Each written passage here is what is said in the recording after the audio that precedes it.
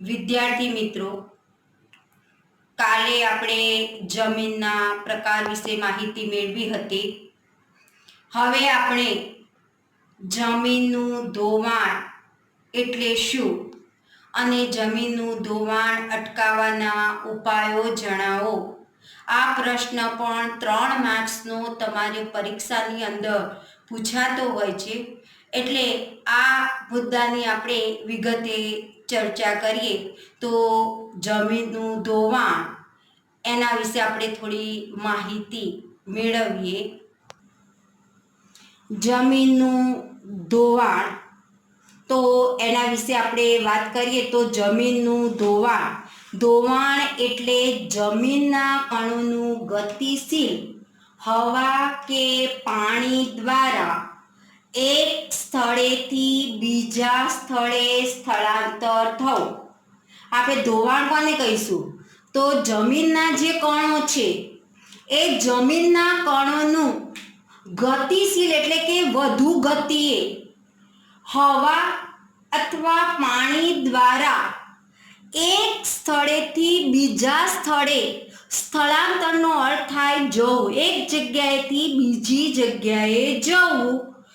એને આપણે શું કહીએ છીએ? ધોવાણ કહીએ છીએ. એટલે કે જે જમીનના ઉપલા ભાગની અંદર ઉપલા જમીન કણોનું ઝડપથી કુદરતી બળો દ્વારા અન્યત્ર સ્થળાંતર થઈ જવું, એટલે કે હવા અથવા પાણી દ્વારા જે જમીન ઉપર જે જમીનના કણો છે એ કણોનું ઝડપથી એક સ્થળેથી બીજા સ્થળે થઈ જવું, એને આપણે જમીનનું ધોવાણ કહીએ છીએ. ત્યાર પછી જમીન ઉપરનું પડ બનતા ઘણા બધા વર્ષો થયા છે. તેના જમીન કણો ભારે વરસાદ કે તોફાની પવનોથી થોડા દિવસોમાં ખેંચાઈ જાય તો ખેત ઉત્પાદન ઘટે છે. કહેવાનો મતલબ છે કે જમીનના કણો જ્યારે ભારે વરસાદ આવે છે કે તોફાની પવનો આવે છે ત્યારે આ જમીનના કણો એક સ્થળેથી બીજા સ્થળે સ્થળાંતર થઈ જાય છે અને એક સ્થળેથી બીજા સ્થળે સ્થળાંતર થવાને કારણે જે મોટા ભાગે જે જમીન ઉપરના જે કણો છે એ કણો એ મોટા ભાગે કણોનું છૂટા પડી જતા હોય છે અને એના કારણે જમીનમાં જે ખેત ઉત્પાદન થવું જોઈએ એ ખેત ઉત્પાદન ઘટી જતું આપણને જોવા મળે છે. હવે આ પડની જાળવણી ખેતી માટે અત્યંત જરૂરી છે. જ્યાં જમીનનું ધોવાણ થઈ જાય છે એ જમીનનું ધોવાણ ન થાય, કારણ કે જમીનનું ધોવાણ થશે તો ખેત ઉત્પાદન ઘટશે અને આમ ન બને એ માટે જમીનના પડની શું કરવાની છે? જાળવણી કરવાની છે. જો જમીનના પડની જાળવણી કરશો તો ખેતી માટે એ અત્યંત જરૂરી જમીન બની જશે.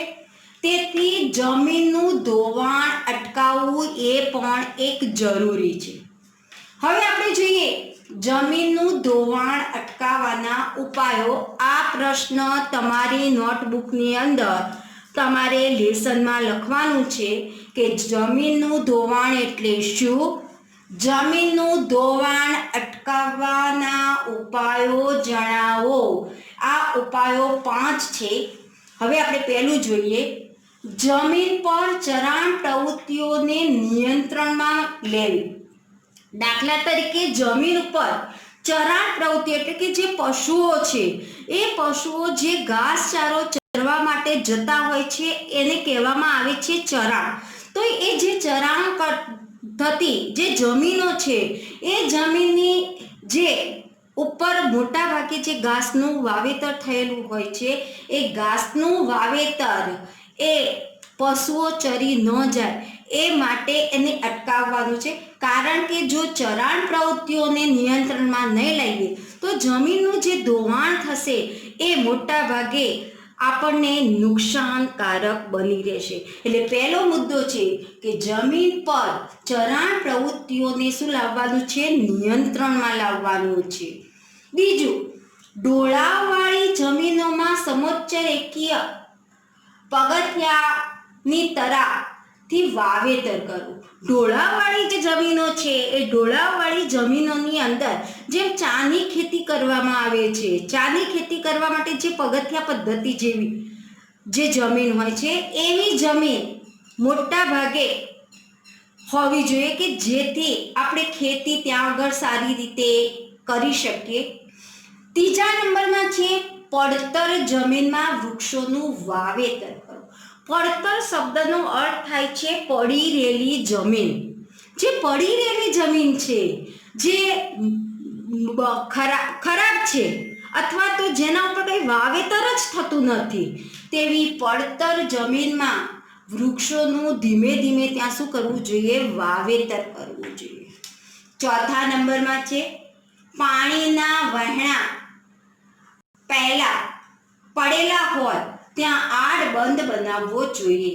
પાણીના વહેણા પડેલા હોય, જ્યાં પાણી વહેતું હોય અને ત્યાં વહેણા પડેલા હોય ત્યાં થોડા અંતરે આડબંધ કરવો જોઈએ. આડબંધ એટલે પથ્થરોની પારીઓ થોડા સમયે થોડા અંતરે કરવામાં આવતી હોય છે. એટલે પાણીના વહેણા પડેલા હોય ત્યાં આડબંધ બનાવવો જોઈએ.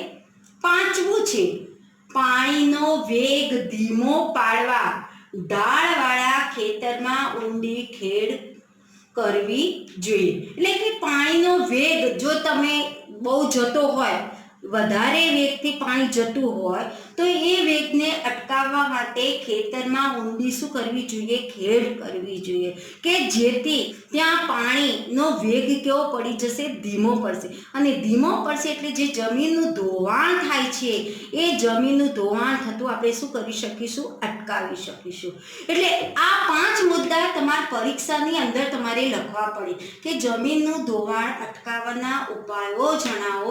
તો આ 5 મુદ્દાઓ તમારે પરીક્ષાની અંદર જે પ્રશ્ન પૂછાય છે એની અંદર તમારે લખવું પડે. તો આ થયું જમીનનું ધોવાણ અને જમીનનું ધોવાણ અટકાવવાના ઉપાયો.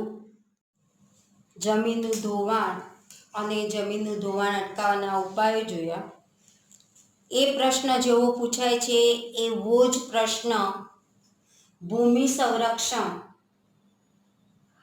સંરક્ષણના ઉપાયો જણાવો એ પ્રશ્ન પૂછાતો હોય છે. હવે આપણે ભૂમિ સંરક્ષણની વાત કરીએ. ભૂમિ સંરક્ષણનો અર્થ થાય જમીનનું ધોવાણ રોકીને જમીનની ગુણવત્તા જાળવવી. જમીનનું જે ધોવાણ થાય છે એ જમીનનું ધોવાણ આપણે અટકાવીને જમીનની અંદર જે ગુણવત્તા છે એ ગુણવત્તા આપણે શું કરવાની છે? જાળવી રાખવાની છે. જમીન સંરક્ષણનો સીધો સંબંધ માટી કણોને પોતાની મૂળ જગ્યાએ જાળવી રાખવા. જમીન સંરક્ષણનો સીધો સંબંધ જમીનની અંદર જે માટીના જે કણો છે આ કણોને પોતાની મૂળ જે જગ્યાએ છે, જે સ્થિતિમાં છે એ સ્થિતિમાં એને જાળવી રાખવાના છે. દુનિયામાં વિવિધ જગ્યાએ જે તે સ્થાને અને સમસ્યાએ અનુરૂપ ઉપાયો પ્રયોજવામાં આવે છે. દુનિયામાં વિવિધ જગ્યાએ જે તે સ્થાને અને જે તે સમસ્યાઓ સર્જાઈ છે એ સમસ્યાઓને અનુરૂપ થઈ અને એના ઉપાયો આપણે યોજવાના છે. જો ભૂમિનું સંરક્ષણ ન થાય તો તેનાથી પૂરની શક્યતાઓ વધતા જાનમાલની સલામતીના જોખમ ઊભા થાય છે. જો ભૂમિ સંરક્ષણ નહીં કરવામાં આવે, ભૂમિની જાળવણી નહીં કરવામાં આવે તો તેનાથી પૂરની શક્યતાઓ વધશે અને પૂરની શક્યતાઓ વધતા જાનમાલની જે સલામતી છે એ સલામતી શું થશે? જોખમાશે. ભૂમિ સંરક્ષણ એ અત્યંત જરૂરી છે. જો ભૂમિનું સંરક્ષણ કરવામાં નહીં આવે, ભૂમિની જાળવણી કરવામાં નહીં આવે તો ઘણી મોટી સમસ્યાઓ સર્જાતી આપણને જોવા મળશે. એ માટે આપણે ભૂમિ સંરક્ષણના ઉપાયો આપણે જોવાના છે. હવે પહેલું જોઈએ કે જંગલોના આચ્છાદનને કારણે તેના મૂળ જમીન કણોનું જકડી રાખે છે. જંગલોના આચ્છાદનને કારણે તેના મૂળ જમીન કણો જે છે એ કણો ને એ જકડી રાખવાનું કામ કરે છે, એને પકડી રાખવાનું કામ કરે છે કે જેથી જમીનનું ધોવાણ થતું આપણે શું કરી શકીશું, અટકાવી શકીશું. બીજું, નદીઓના કોતરો અને પહાડી ઢોળાવો પર વૃક્ષારોપણ કરવું. નદીઓના કોતરો અને જ્યાં પહાડી ઢોળાવો હોય, પહાડનો ઢોળાવવાળો વિસ્તાર હોય, નદીઓના જે કોતરો હોય, આ કોતરો ઉપર આપણે શું કરવાનું છે, વૃક્ષારોપણ કરવાનું છે. કેમ વૃક્ષારોપણ કરવાનું છે? તો જમીનનું ધોવાણ તમને ખબર છે કે હવાથી પણ થતું હોય છે અને વરસાદથી પણ થતું હોય છે. એટલે જો વૃક્ષોનું વાવેતર તમે કરશો તો આપણે જમીનનું ધોવાણ થતું શું કરી શકીશું, અટકાવી શકીશું. એટલે કે જો એ અટકાવી શકીશું તો એની સાથે સાથે ભૂમિનું સંરક્ષણ પણ શું થઈ રહેશે, જળવાઈ રહેશે. ત્રીજું, રણની નજીકના ક્ષેત્રોમાં વાતા પવનોને રોકવા વૃક્ષોની હારમાળા ઉગાડવી. રણની નજીકના જે વિસ્તારો હોય ત્યાંથી જે પવનો વાતા હોય એ પવનોને રોકવા માટે વૃક્ષોની હારમાળા ઉગાડવી. વૃક્ષો વધુ પડતા વાવેતર કરવા જોઈએ, હારમાળામાં વાવેતર કરવા જોઈએ, એટલે કે લાઈનમાં વૃક્ષોનું વાવેતર કરવું જોઈએ કે જેથી રણને આગળ વધતું અટકાવી શકીશું.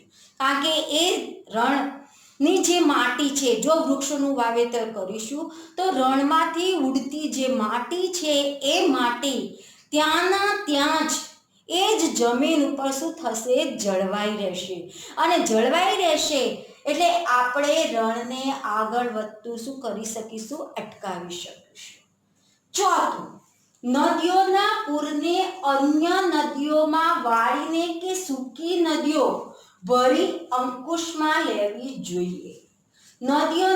જ્યારે નદીઓમાં પૂર આવે છે ત્યારે પૂરને અન્ય નદીઓમાં કે જે સૂકી નદીઓ હોય અથવા તો બીજી કોઈ નદીઓ હોય તો એ નદીઓમાં પાણી વાળીને આપણે એ પૂરને શું કરી શકીએ છીએ, નિયંત્રણમાં લાવી શકીએ છીએ, અંકુશમાં લાવી શકીએ છીએ. પાંચમું, અનિયંત્રિત ચરણથી પહાડોની જમીનનું સ્તર ઢીલું પડે છે. કારણ કે ચરણ પ્રવૃત્તિથી મોટા ભાગે જમીનનું જે સ્થળ છે એ સ્થળનું જે મોટા ભાગના કણો છે એ કણો શું થઈ જતા હોય છે, ઢીલા પડી જતા હોય છે. અને ઢીલા પડી જતા હોવાને કારણે આપણે એ જમીનનું સંરક્ષણ કરી શકતા નથી.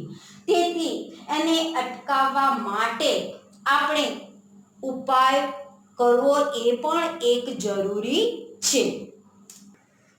છઠ્ઠું જોઈએ, ક્ષિતિજ સમાંતર ખેત, સીડીદાર ખેતરો જેવી પદ્ધતિઓ અપનાવવી જોઈએ. ક્ષિતિજ સમાંતર એટલે કે સીધી ખેડ કરવી જોઈએ. સીડીદાર ખેતરો એટલે કે પગથિયા પદ્ધતિ દ્વારા ખેતરો બનાવવા જોઈએ. આ પ્રવૃત્તિઓ એ જમીન સંરક્ષણ માટે અપનાવવી એક જરૂરી છે. સાતમું જોઈએ, ફળદ્રુપતા ગુમાવી બેઠેલી જમીનમાં પુનઃ સેન્દ્રિય પદાર્થોનું ઉમેરણ કરવું જોઈએ. એટલે કે જે જમીનો ફળદ્રુપતા ગુમાવી બેઠેલી છે, એટલે કે જે જમીનનું ધોવાણ થઈ ગયેલું છે, એવી જમીનમાં પુનઃ સેન્દ્રિય પદાર્થો ઉમેરી અને એની ફળદ્રુપતા જળવાઈ રહે એવા ઉપાયો કરવા જોઈએ. તો વિદ્યાર્થી મિત્રો, આ આપણે ભૂમિ સંરક્ષણ અને ભૂમિ સંરક્ષણના ઉપાયો જોયા. આ પ્રશ્ન પણ જેમ ધોવાણ જમીનનું ધોવાણ થતું અટકાવવું જોઈએ, એ પ્રશ્ન પૂછાય છે. એવી જ રીતે ભૂમિ સંરક્ષણના ઉપાયો જણાવો, એ પ્રશ્ન પણ મોટા ભાગે પૂછાતો હોય છે. એટલે તમારે તમારી નોટબુકની અંદર આ પ્રશ્નો ના જવાબો લખી અને મને મોકલવાના છે. વિદ્યાર્થી મિત્રો, તમારો પાઠ 8 જે કુદરતી સંસાધન છે એ પાઠ અહીંયા પૂર્ણ થાય છે.